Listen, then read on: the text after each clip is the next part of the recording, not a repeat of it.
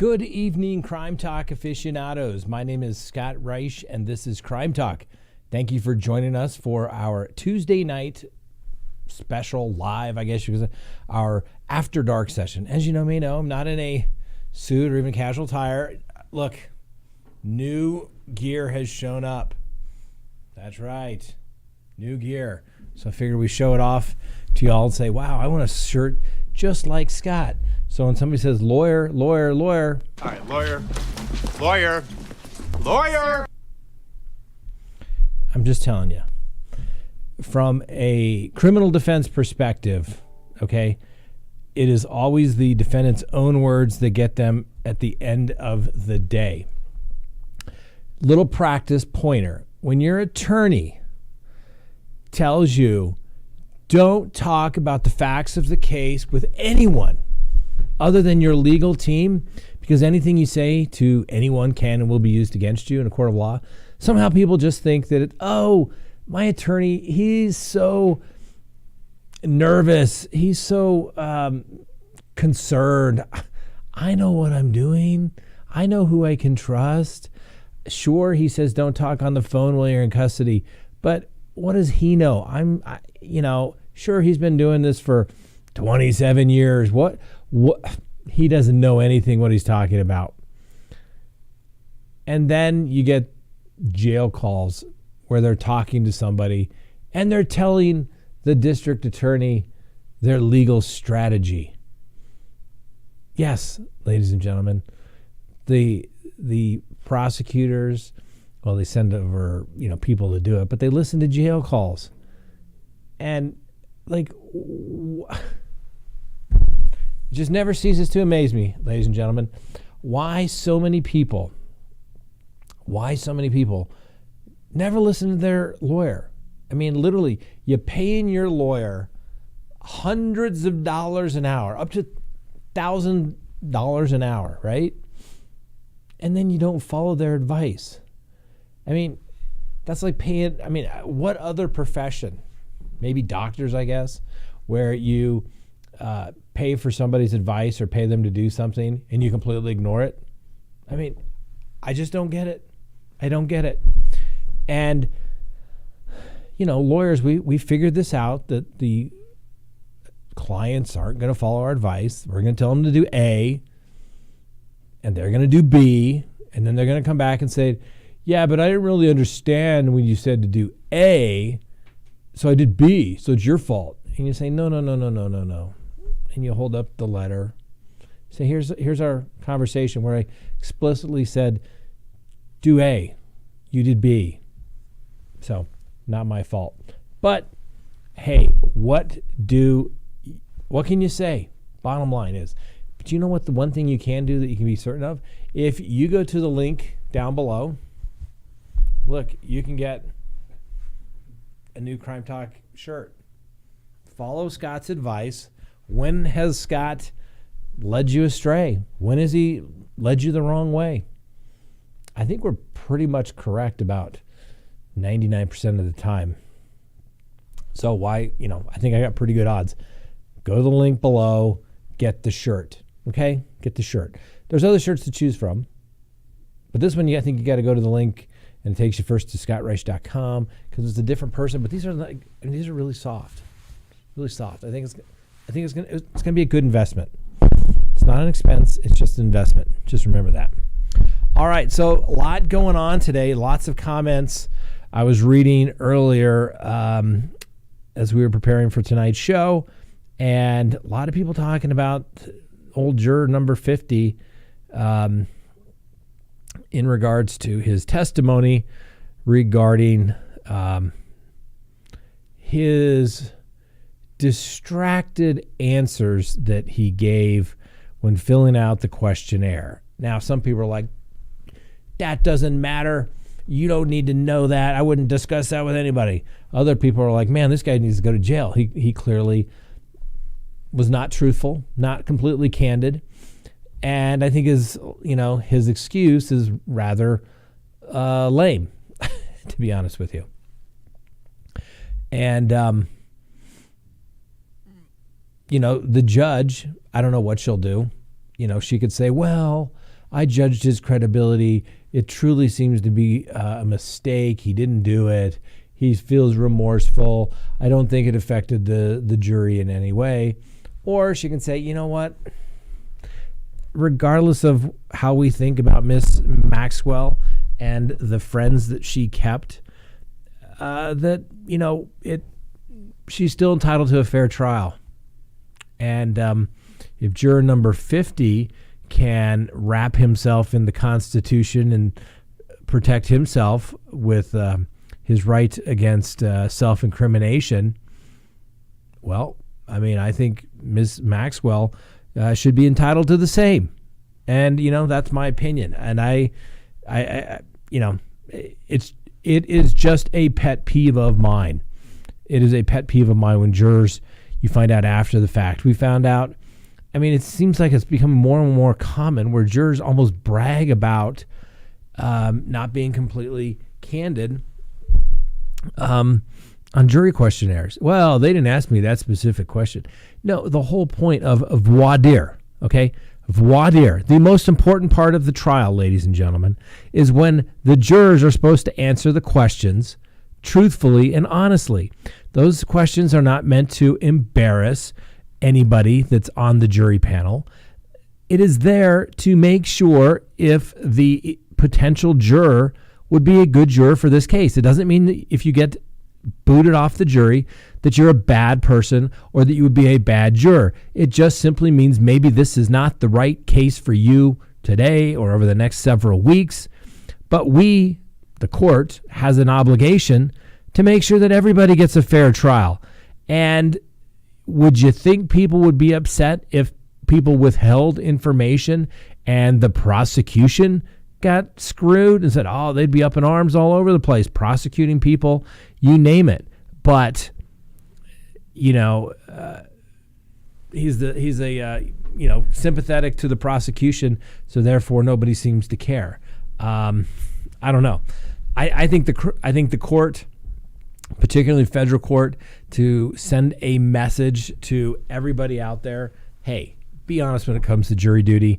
It's not worth doing this. And, the prosecution has said, we're going to grant you immunity. We're not going to do anything to you. Maybe the court, she ordered a show cause, basically why he shouldn't be held in contempt. But who's going to be the ones prosecuting that? The United States attorneys, right? So probably little or nothing. But if the judge were to grant or impose some, she could, maybe attorney's fees. He's going to get stuck paying the attorney's fees for the defense or the prosecution. And hopefully she gets a new trial. And not that we need another Ghislaine Maxwell trial, but we only have one person to blame if there is one, and that is juror number 50. And his answer is, I was distracted. It was so noisy. Really?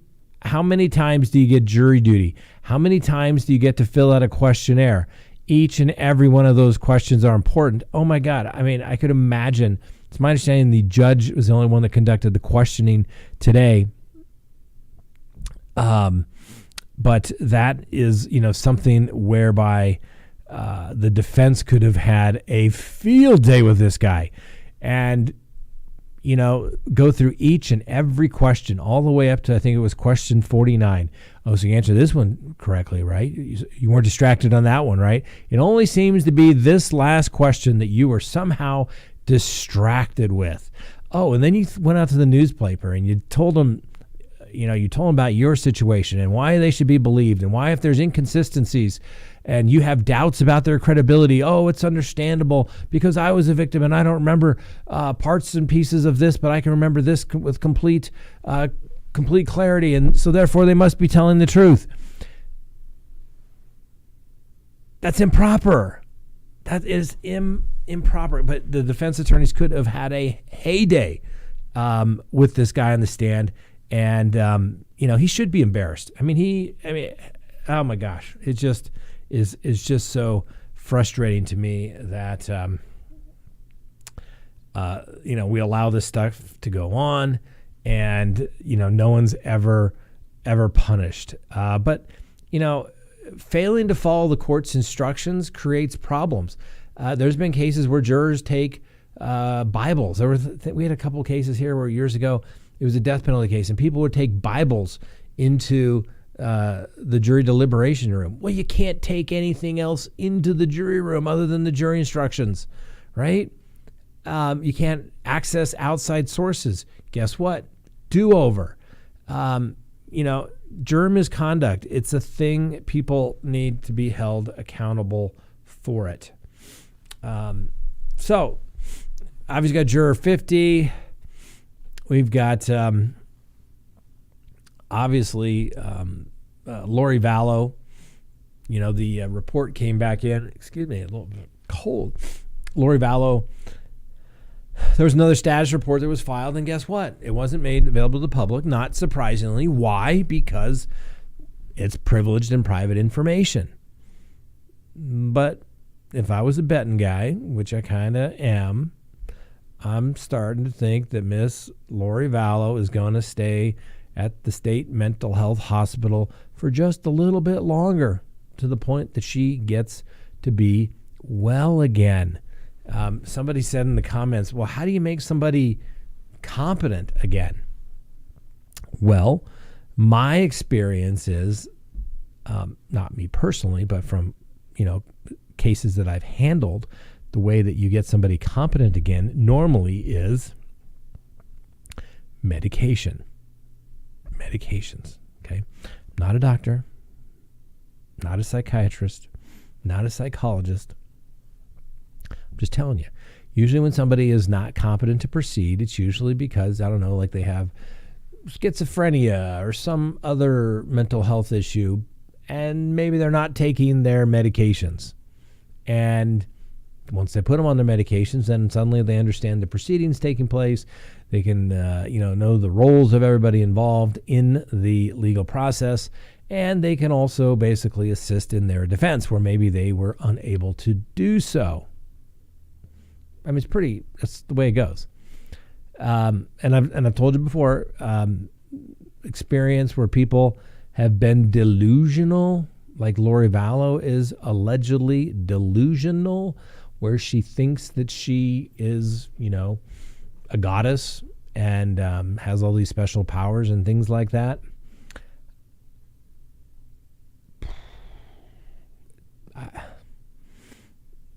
I've seen that before. They don't fix those people.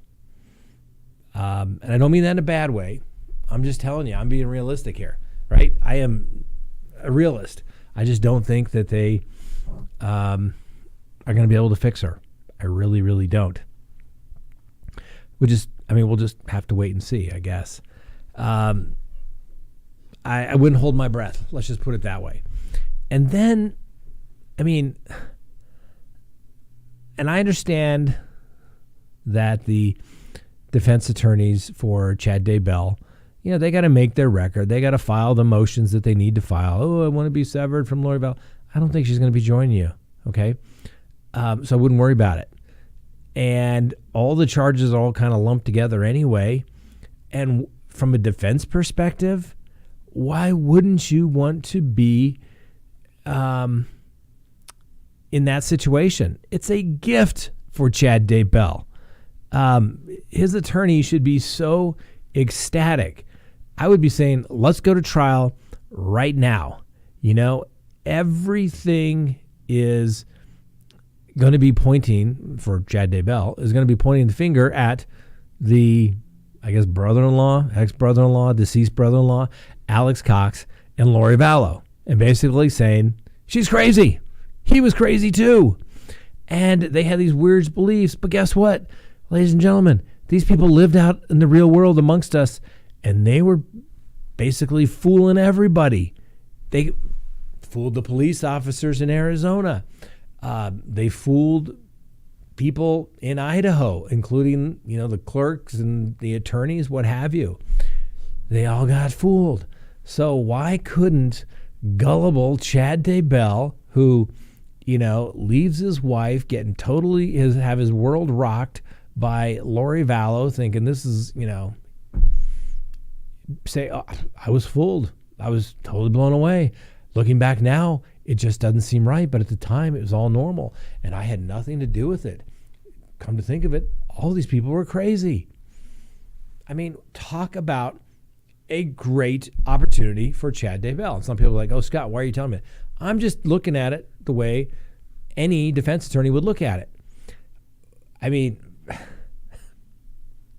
my humble opinion, I would have, got in there, and if the client had been honest with you and said, hey, this is what I did, pled them guilty to, the destruction of the corpse that were found in there, tampering, whatever it was called.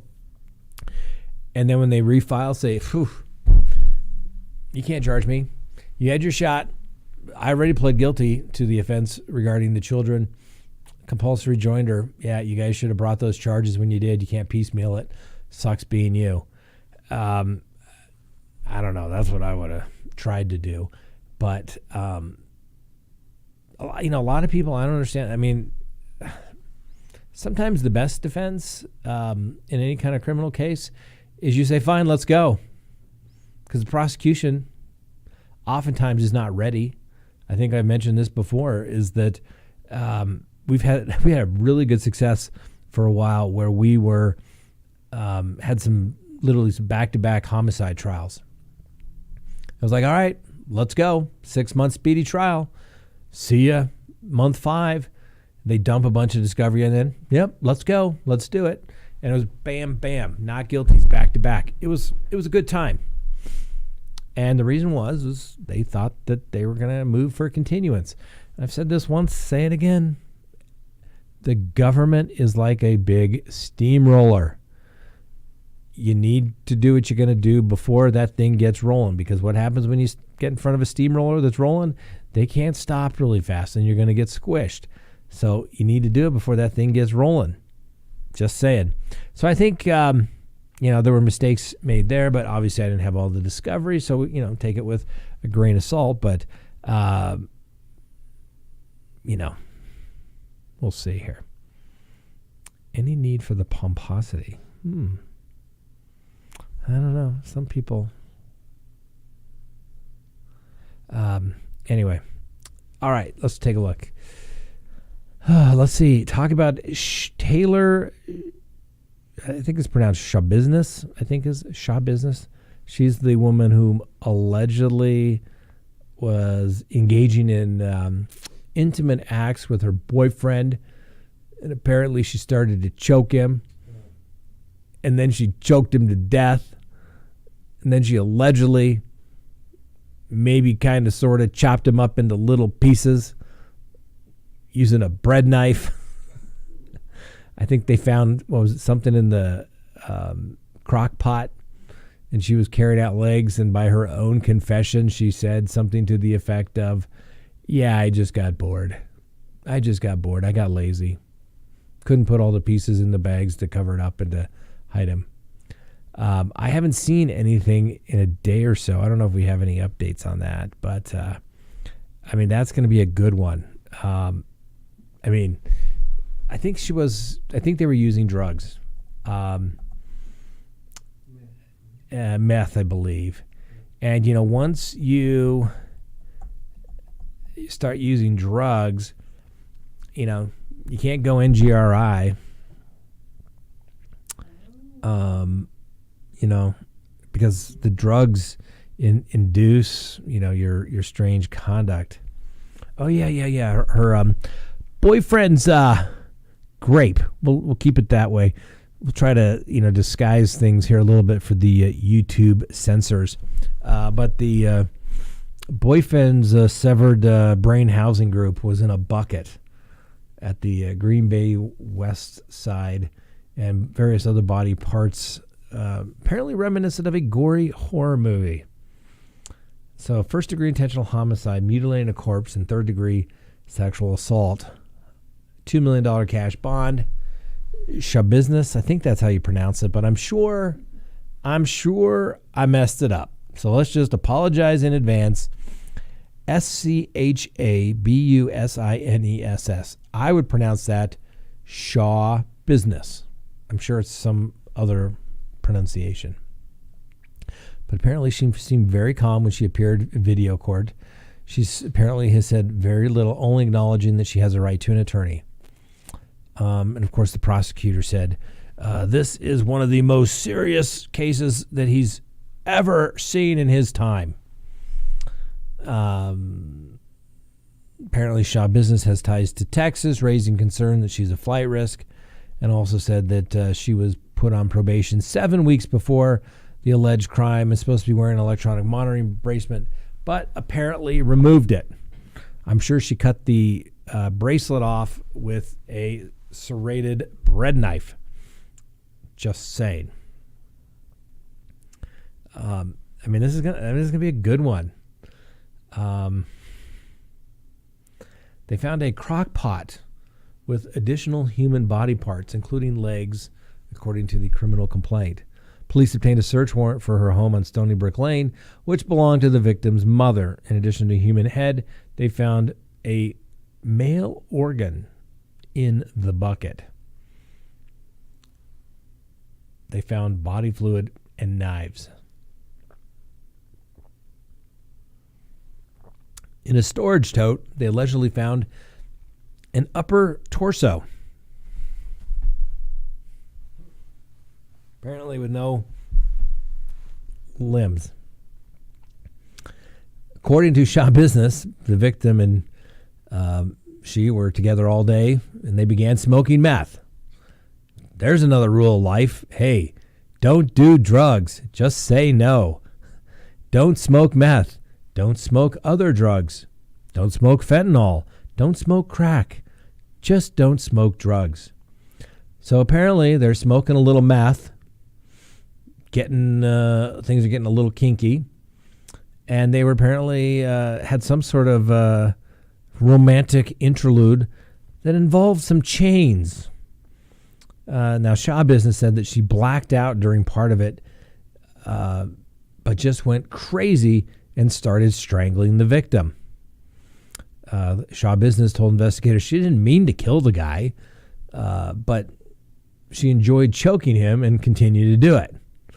The prosecutor said the sexual charges for the acts that happened after the victim died. So a little necrophiliac there, huh? Shaw Business, between the chains, the knives. Oof, jeez, you're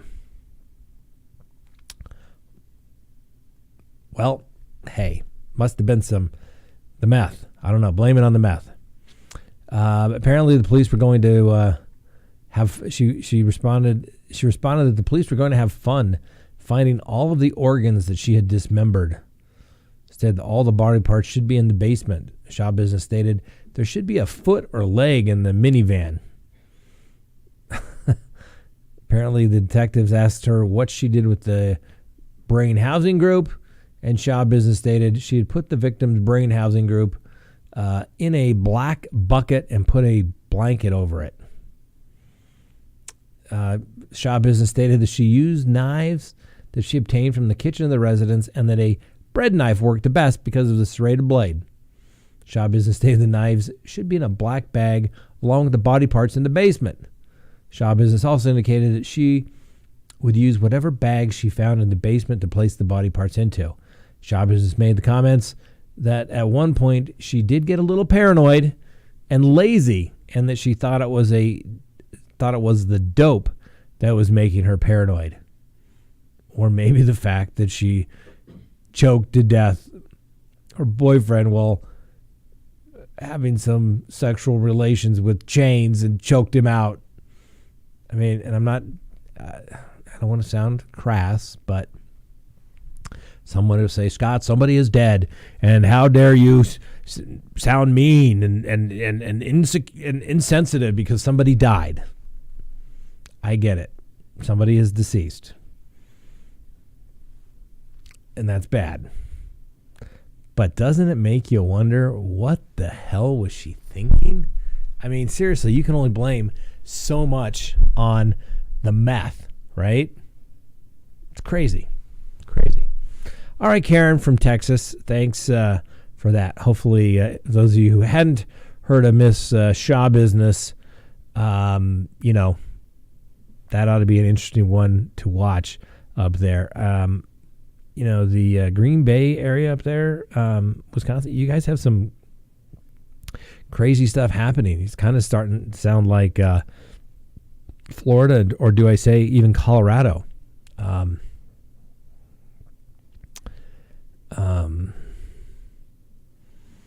Deborah, that's pretty grotesque for a woman. Usually men are much more brutal. Yeah, I mean, that's what I'm saying. This is a weird one. Just to me, that is a little surprising, I mean, Lula, her sex life is not show business. That's funny. Jen Lowell, that was fun. Yeah.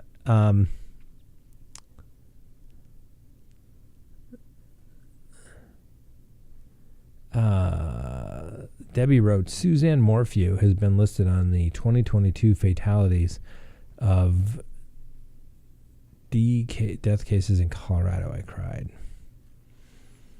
Yeah. Cholay's mom. That's true. She was. She's pled no. She'll plead guilty, and all the good stuff will be left out. I'm not sure. That's one of those cases where that's like a prosecutor's gift, right? Prosecutors love those cases. They get to rack up their trial stats. When you have a client that, you have the body, you have the weapon, you have a confession by the defense, by the defendant. That is a prosecutor's dream case. Somehow I think that one is going to trial. It's going to be a Gort, plead guilty or trial. Yeah.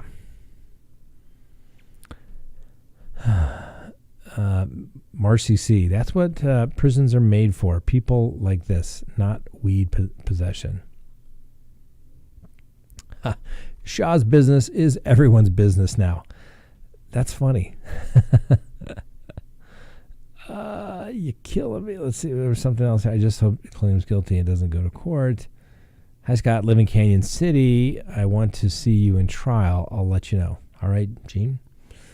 Let's see here. Shaw business sounds like a character from Mad TV. What a methed up situation. Man, everybody is witty tonight. Everybody is witty tonight. I like it. Everybody keeping things going.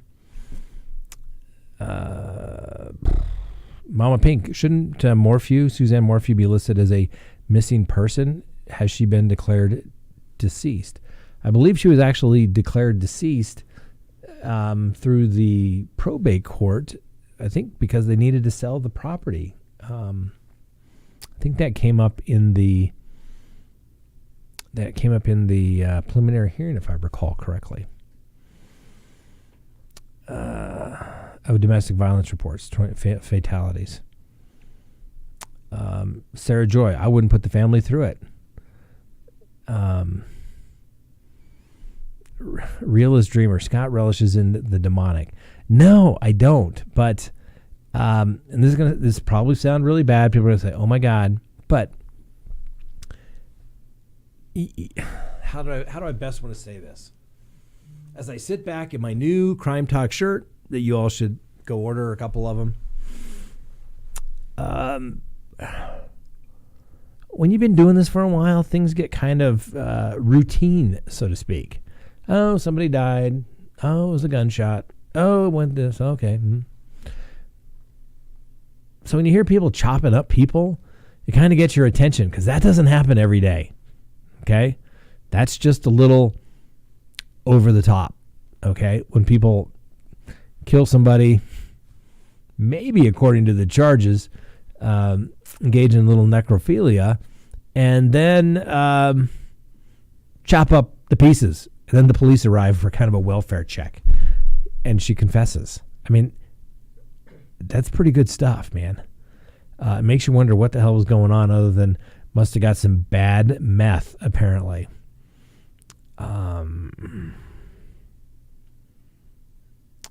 Debbie, fatalities of DV cases, I can send you the information.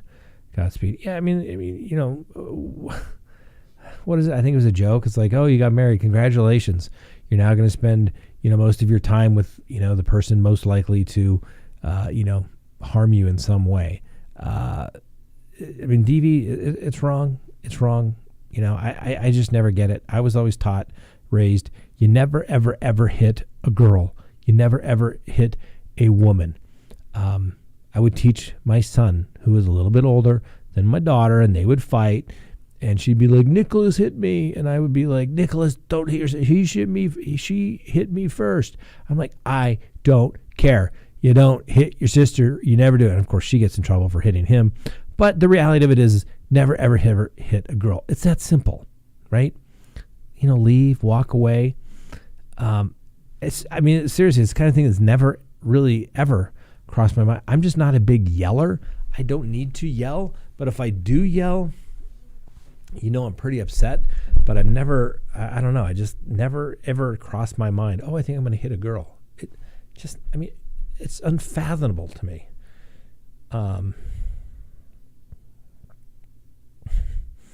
Pops and the Moo Mafia. I wonder if they thought of search for the air fryer. Chandler Halderson chopped up his parents and spread them around town. I'm telling you, there's something up there in the great frozen tundra. I don't know. Gene, people are desensitized to the point they don't care.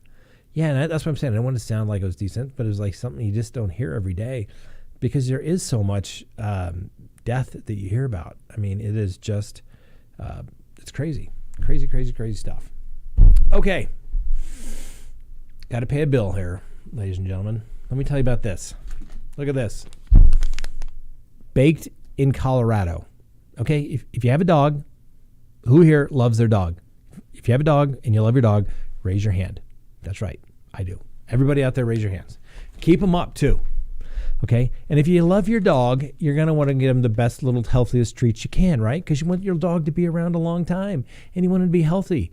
And then you hear about all the stuff when it comes to CBD stuff. I mean, it's all legal. There's nothing weird about it. It's the good stuff, not the stuff that's going to get everybody high and make some poor decisions and want to eat Cheetos. It's the good stuff. It's the CBD. It's the healthy stuff that provides people with joint pain relief. Takes away a little bit of anxiety for your dog. Well, guess what? If you go to the link, Baked in Colorado, you can order the dog treats or you can get the beverage enhancers.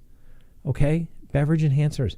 And if you buy them tonight, it's buy one, get one free. So buy one of these, buy a beverage enhancer, get another one for free. Okay? You can't go wrong. Buy one of these, get the second one for free. You can't beat it. So go to the link. Take care of your dog. You love your dog. You love your animals like you love your children. So you do the best for them. So bakedincolorado.com. All right. Let's see here. Joe Frost, dude. Can cats eat them? Yeah. Yes, I think so. Eat Cheetos, tag-alongs. Yes. And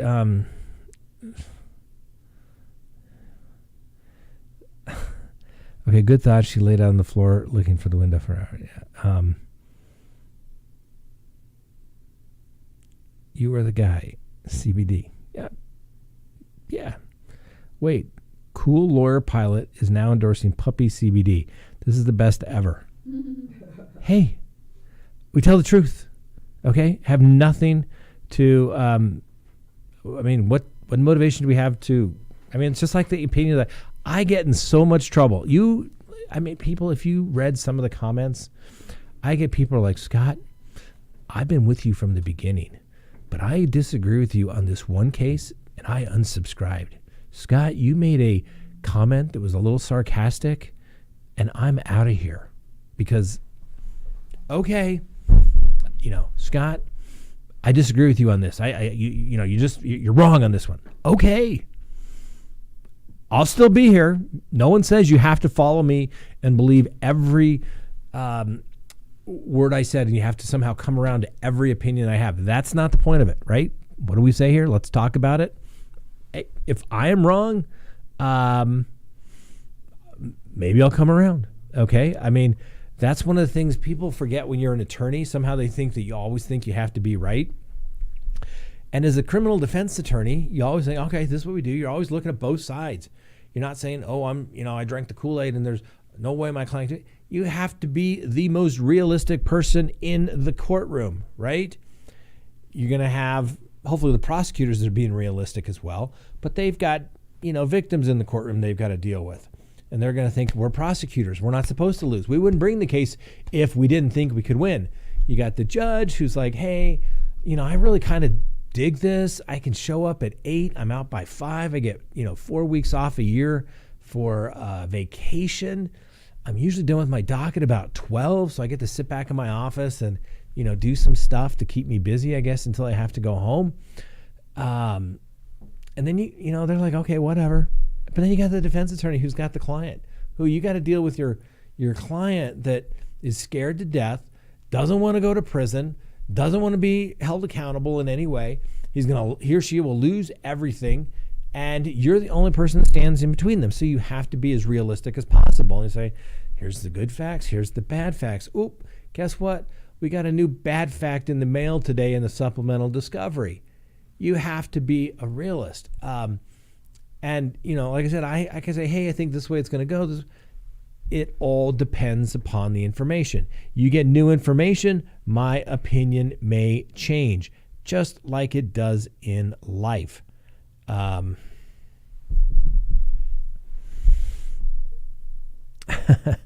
So, yeah, I'm just telling you the way it is. Midwest crappy man. Wait a minute. I'm smoking now is watching this live a poor decision. Of course not. No.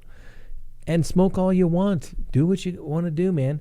The chances of you smoking pot and beating up your spouse or girlfriend or boyfriend are significantly less than if you were drunk. There's usually angry drunks that want to usually beat up.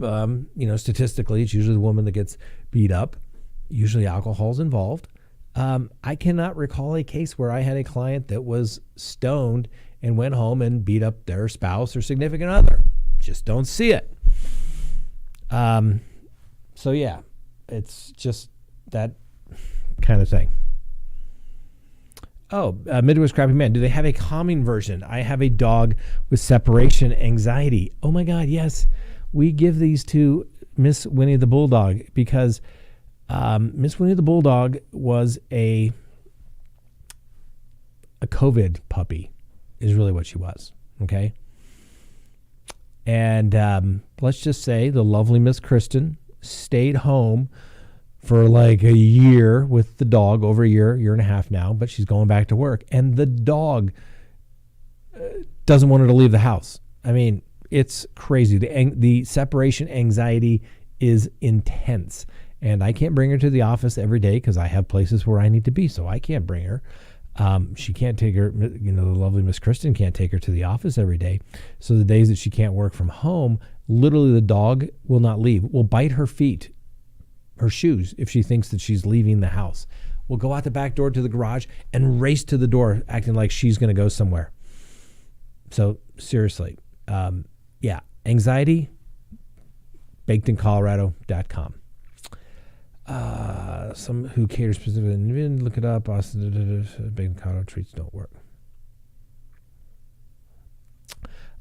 Stand your ground legislation impact cases recently, but as a Canadian, it's crazy to me. You guys be crazy. Kat, you must be referring to what's the guy's name? Mercer, I think, was down in the popcorn murder case. The stand your ground. Hey, it just all the stand your ground does is make a law that clarifies what has always been the law, that you have a legal right to defend yourself if you feel as though you are in fear of death or serious bodily injury, or someone else is, that you have a right to use up to and including deadly force. That's all it does. Because, some states there for a while were like, well, why didn't you retreat? Why didn't you go away? Wouldn't it have been easy to de-escalate? And so these make my day laws simply said, don't care. The common law was that you didn't have to retreat. You could stand your ground. Somebody walks up to you and says, I'm going to, tear your heart out. I'm going to do terrible things to you, your wife, chop you up into little pieces. And, if you're Miss Shaw Business, maybe do some other things with the body once it's done, right? I would, if Miss Shaw Business came up to me and said, hey, you want to go out for a date? That would be like a threat to your person. And you could probably, shoot, maybe not exact, but you get the point, right? That's all it does. So, yeah. It's not a bad law. It's just clarifying what the law is so it's crystal clear so that everybody knows. Feel threatened, you'd feel endangered, shoot first, ask questions later.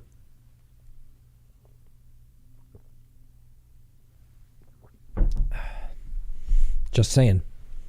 And it really stands like, as I understand the Florida law, I was reading the statute last week, I think it was, when that case was going on. It's kind of like what we have here. We have a make my day. If somebody comes into your house, you can basically have an immunity hearing and say, Judge, decide as a matter of law that the person came into my house, I felt in fear, and therefore I, used deadly force.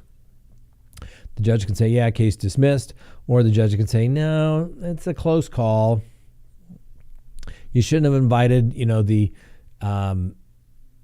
your new wife's ex-boyfriend or new boyfriend over for drinks and using her phone. One could say, well, that wasn't really make my day. That was more of a plot of luring somebody over to the house to, do terrible things to the, girlfriend's new boyfriend or, basically somebody you won the picture. So that would be a question for fact for the jury, but, that's what I'm saying. Yeah.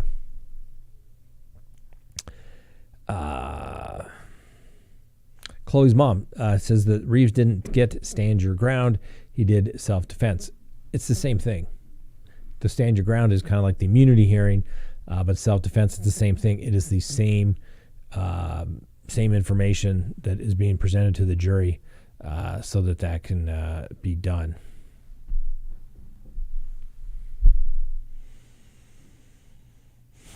All right, let's take a look here. Don't forget to smash that like button. Oh, yeah, I forgot to mention that. Like, subscribe. Remember, you can also follow us and listen to us on any of your favorite podcasting apps. And hit that little bell so you receive notifications. And we have the other little channel, the little flying channel that we put together. We don't put out videos daily on that. But if you go to Plain Talk, Plane Talk, we just put a video up. It's my little adventure flying from the Denver metropolitan area here over to Grand Junction. And to say the views of the mountains was spectacular, I think would be an understatement. Frank, wouldn't you agree? Yes. It looked amazing. The mountaintops, it just looked good. I don't know if we have that link handy, but if you just go to Plain Talk with Scott Reich, I think, or Plain Talk. Anyway, it's there. Video just went up. Let's see. Trish Norman, the biggest problem with self-defense in the law is it's still going to cost you upwards of $500,000. Yes. Defending yourself on a homicide case is going to be expensive. You would think, why would it be so expensive? Well, because most of the time you're looking to spend the rest of your life in prison.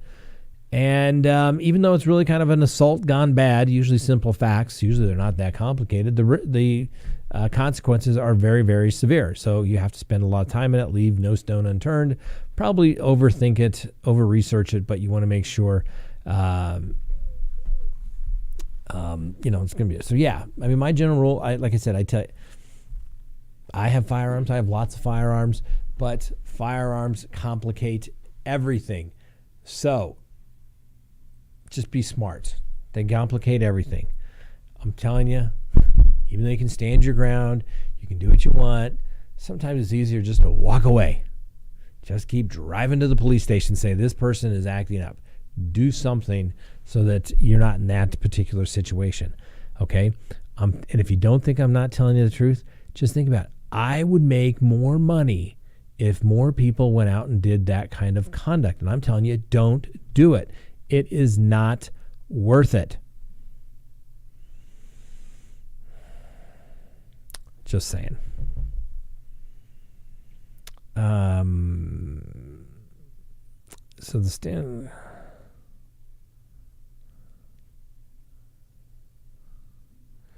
Jody, so the standard law grounds okay. Just sit there with the pistol in your lap, ready to shoot before the guy even turns around and throws popcorn on you. Okay. Jody, I don't think that those were the facts. I think that there was the Mr. Reeves, I think, asked the gentleman to stop texting or something on his phone when the previews were going on. The deceased gentleman gets up, has an altercation, I think throws popcorn, maybe even throws his phone at the guy.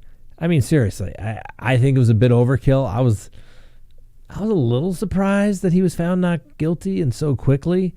But man, I mean, that's the law. Remember, you got to remember the jury, the members of the community said, okay, not overkill. You know, you got a retired police officer, 73. What was the jury pool made up of? I don't know what the mix is, but it's Florida, right? Probably a little bit older crowd. Probably thinking, I've been in the movie theater too, and I just want to sit there and watch the movie. And there's that guy behind me texting, talking on his phone, won't shut up, right? I don't know. There's lots of things that one could read into it, but I don't know. I don't know.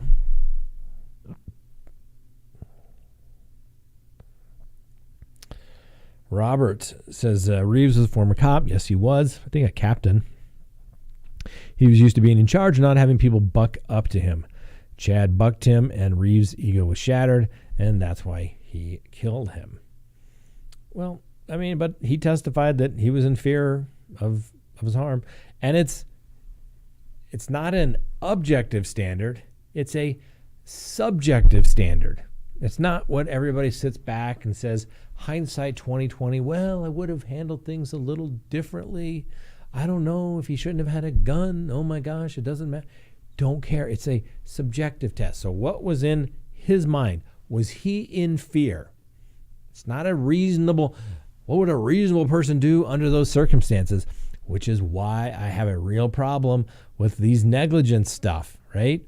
It's all reasonable standard, reasonable men. No, it's what was in his mind.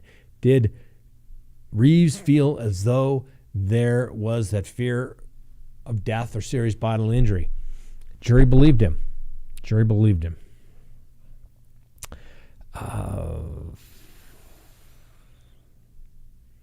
We did. We talked about missing heads yesterday. And one of those cases is literally across the park from where I live. Like, why is that truck parked in my neighborhood? I mean, you have heads for medical purposes and you just stop along the way? Oh, I'm going to stop. Were they having lunch at 10 o'clock in the morning or something? Are you kidding me? Did they think the van they were parked in was like an Amazon truck and they were going to take all these packages? Surprise, right? And nobody even said how many heads there were in that particular case. And nobody said if they found the heads yet. Weird, creepy. And that's a pretty nice street over there. It's a nice street. It was off of Beeler Street. And I mean, it's $1 million homes over there. And apparently we got people parking trucks with severed heads. You can't make this stuff up, ladies and gentlemen. You can't make it up. Jam said the prosecution's case presentation was terrible. And sometimes, when the prosecution doesn't do so well in a case, sometimes I'm not saying they're going to throw the case, but, they may have been told by their boss to go try the thing. But maybe they didn't do it. I mean, that was my theory. There was a DA who I liked a lot. He was a good guy, really good guy. And he always did the officer investigations. And every now and then he'd have to do a trial, where the officer said not guilty and they were going to go to trial because they were charged with doing something.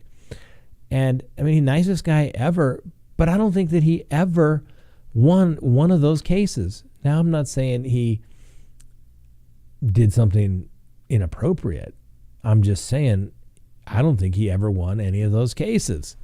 I don't think he ever lost a case that didn't involve the police officer, but every one that he did, he always seemed to lose those. I guess it's, you just never know. Let's see, Pops and the Moo Mafia. It's like the old saying, if you carry a bat in your car for protection, do your attorney a favor and carry a ball and glove with it. That's right, because you can say you're on your way back from baseball practice. It's not a weapon. It's my baseball gear. I always hit the like button for Scott. This is a great channel. Well, thanks, Debbie. We appreciate that. Also, Reeves got the benefit of the law that applied to 65 and older. Yeah, I mean, it's a at-risk adult. At a certain age, you become an at-risk adult. We need to protect our old people, and we need to protect our young people, little babies and kids, right?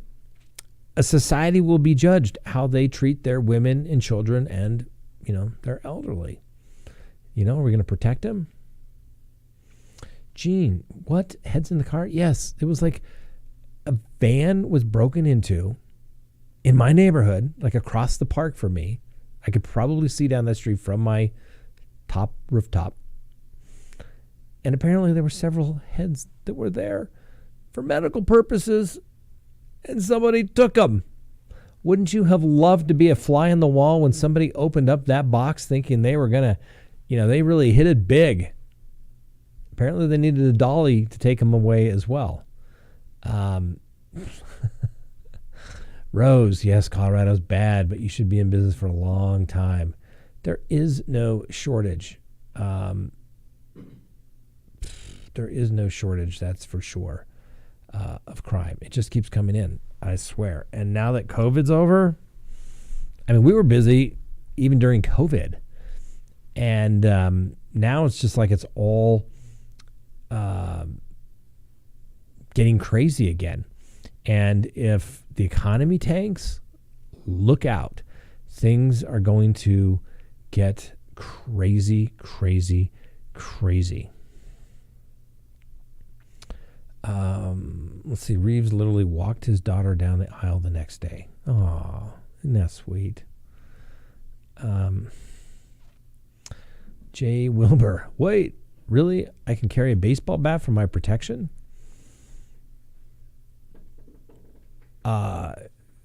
You like to, you have it in the back for a, in the trunk. Like I said, have a baseball glove, bat, ball, maybe two, throw them out with the grandchildren, the kids, right?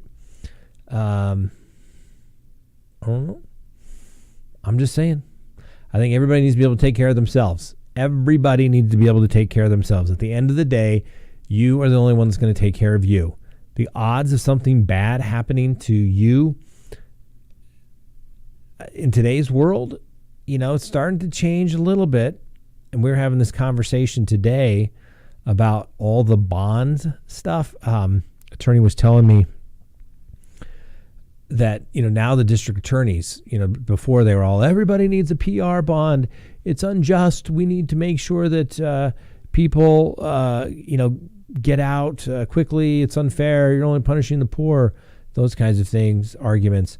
Give them a PR bond. And now the DAs are saying, no, we want a cash bond. We want a high surety bond, so that people have to post a bond to get out of custody. And the judges are literally looking at the DAs and saying, what's changed? What's changed? And the reality of it is, the only thing that's changed are the political wins, ladies and gentlemen. The only thing that has changed are the political wins. And good for the judges for holding the DAs accountable. Be able to explain to everybody why the guy that robbed somebody at gunpoint deserves to get out on a PR bond 6 months ago, but today it's the worst thing that ever happened, and he needs a $50,000 cash bond. Okay? Like I said, it made my life very easy as a criminal defense attorney. It, however, as a member of the community, shocked and outraged me. Because, listen, ladies and gentlemen, let me give you the simplest rule for law, okay, when it comes to criminal justice. This is it. If you know this is all you need to know, and you tell this to the next district attorney next time you get called to jury duty, whatever. Here's what it comes down to. When it comes to the criminal justice system, there's 3 things to remember. There's rape, murder, violent crime, and then there's everything else. Everything else you can usually resolve pretty quickly. But when you get into those violent crimes, right? Rape, murder, violent crime, shooting people, stabbing people, murders, sexual assaults, all that stuff. Those are the ones you got to be tough on. It's just the way it is. And that's the way most DAs looked at it, particularly when I was growing up as a young attorney. Those were the general rules. Like everything else, we'll probably be able to resolve it. You know, you may not like the offer, but guess what? We think it's the prosecution would be like, oh, it's too soft anyway. So your client thinks it's too hard, but it is what it is. So every now and then you got to go try one of those. But the reality of it is that that's the general rule. Rape, murder, violent crime. That's what the prosecutions need to be focusing on here. Jen Lowe, don't say the R word. Sorry. Yeah, can't say. Sorry, we said it. We did it. Maybe they won't pick it up. Let's find. Oh, here it is. These are what the prosecutors are going to do on it. Jen Lowe, you're right. As the moderator, you should have stopped me. Sorry. But that's it. That's what they were going to focus upon. You can't say these words, otherwise you get demonetized. So we've got the words. Because that's what it's coming down to. What can you do? All right. Man, this goes by so fast anymore. I mean, does somebody have a question here? I don't even think we got a super chat. I think I even forgot to mention super chats. If you wanted to send me a super chat, you could. We don't ask for them, but it certainly highlights it. Yep, Trish, demonetized. Flashcard time. Yep. That's it. You should get someone to come and walk her while she's alone. The dog, yeah. Yeah, like next week, busy. Out of town. Lovely Miss Kristen's going to be out of town. We got to get a dog sitter. It's just not good. Yeah. We'll see here. Oh, yeah. Jen Lowe, there you go. Patreon. We have our Patreon show immediately following this. What is demonetized? It means that if, when you turn on our video and there are no ads at the beginning or somewhere in between, it means it's demonetized. It means that, you don't make any money. You don't really make any money on YouTube. If anybody really tells you make money from YouTube, they're lying. Maybe Mr. Beast does, but he has like 200 million subscribers. So he probably makes money literally just as he sleeps. For us little guys, it's a little more difficult. I assure you of that. I haven't quit my day job just yet. Have you noticed that, ladies and gentlemen? Haven't quit my day job. A couple of times it was going really good. I thought, wow, this is going to be great. And then the demonetization thing hits, and next thing you know, you're not making any money. You're getting shadow banned because of things. And I have yet to ever speak with anyone at YouTube. That's right.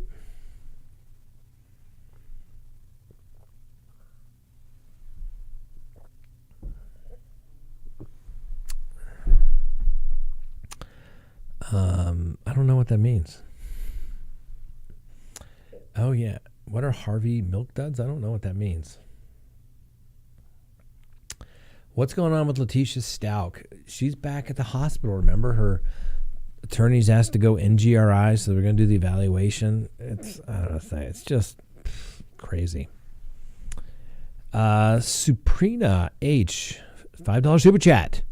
Do I need to go to school to be a PI? It depends on your state.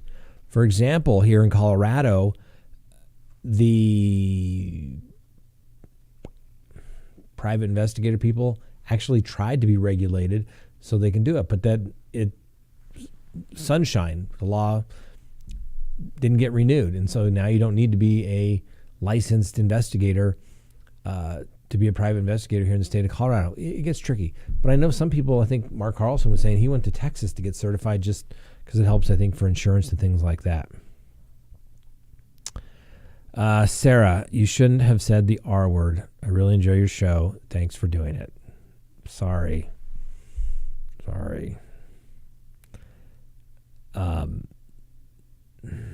Yeah. Oh, Harvey got caught with milk duds in prison. That's right. Yes, I saw that. I think his attorney was the culprit that let him have it. Not good. It was a big mistake, apparently. That's right. The contraband milk duds. That was it. Poor Harvey. Poor Harvey. What will he do? I mean, he's serving, his 30 years in custody now from New York. He's got all that other time potentially coming his way in California as well. But I think they're going to get a little more strict when it comes to all that 404B evidence that we've talked about here so many times. Just like old Bill Cosby. You can't, listen, if you don't have... This should also be... Okay? If the prosecution doesn't have a good enough case to stand on the charges that they have, and they got to bring in 404B evidence, weak case. It means they don't have enough. The prosecutors know their case is weak. It's unnecessary. And the standards, I think, are finally coming around where judges are saying, why are you bringing in all this stuff to taint the jury with basically bad character evidence, which everyone in the courtroom knows is impermissible? So, don't even get me started on 404B evidence. I could go all night. Letitia is the epitome of feigning mental illness. That's Kristen, just Kristen. And Chrissy, thank you, just because we're awesome. Thanks. Yes, Letitia Stauch. What can I say? I've never talked to the woman. I've seen her in court. But my humble opinion is that she is playing games.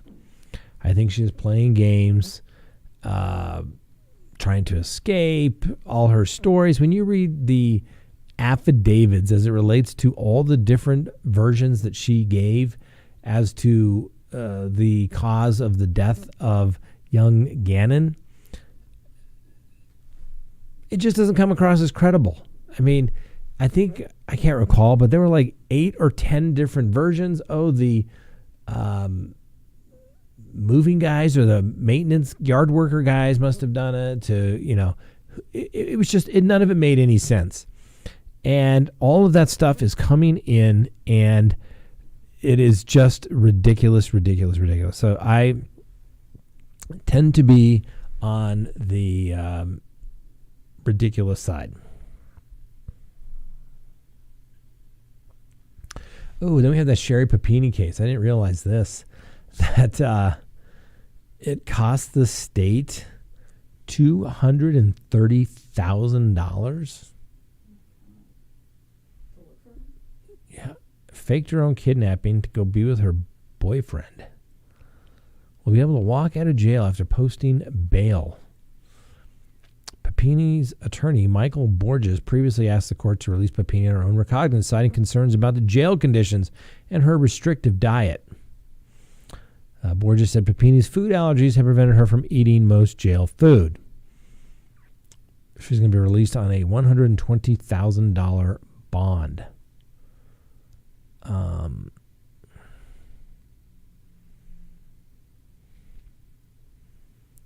Prosecutor said that she's collected more than $30,000 from the California's Victim Compensation Fund.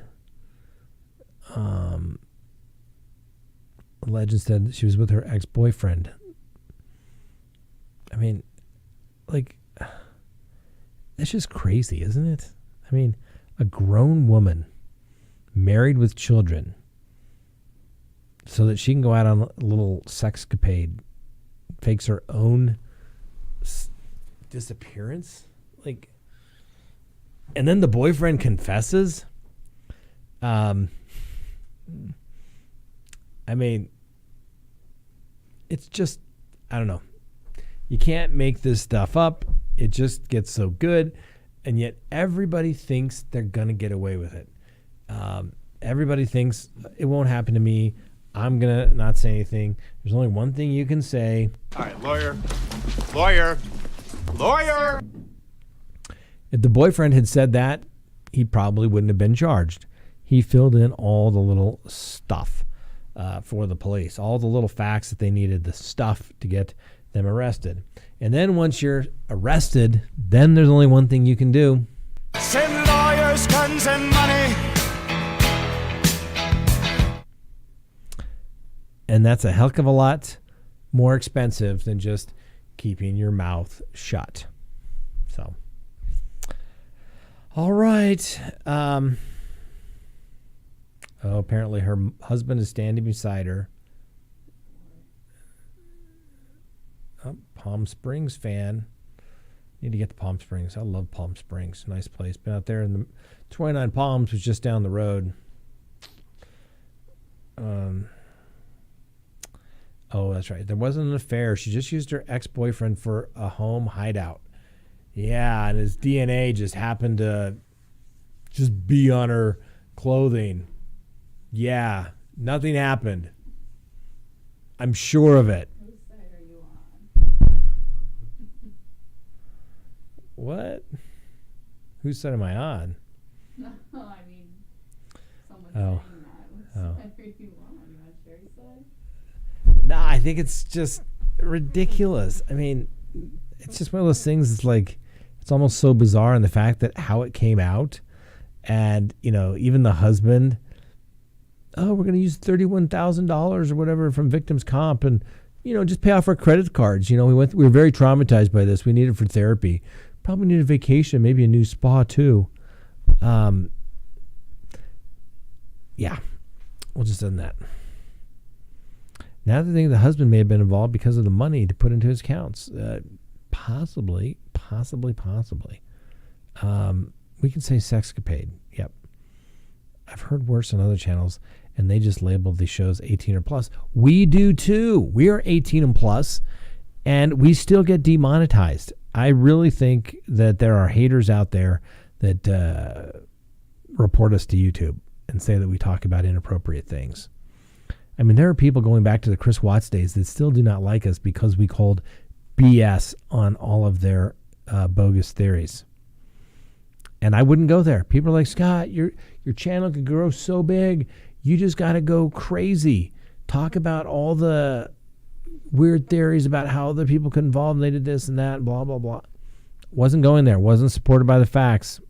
I still have haters for that. And Kristen says, and then the real victims, true kidnapping won't be believed so quickly. That's right. Yeah, that's right. Doesn't do any good for anybody. All right. Well, guess what we need to do?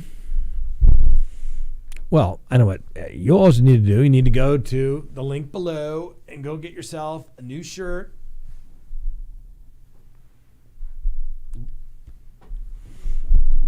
Only $25. People, you probably spend more at Starbucks on coffee. You waste that on other things. At least this will last forever. I mean, you could wear it. You could go exercise in it. You could take it to bed with you and sleep in it. Get it a couple sizes big for a big night shirt, right? There you go. Tell your husband, your spouse, you're sleeping with CrimeTalk tonight. There you go. There you go. All right, that's it, ladies and gentlemen. We are going to take a short recess, and then we're going to resume on our Patreon page. If you're a Patreon member, you'll have that link. And if you're not a Patreon member, you need to come join us. It's kind of fun. And besides, we have our phone line back because last week we were at the hangar. Couldn't really do it there, but now we can here. So here we go. So thanks for watching. We'll see you all in just a few minutes on our Patreon page. Have a wonderful night.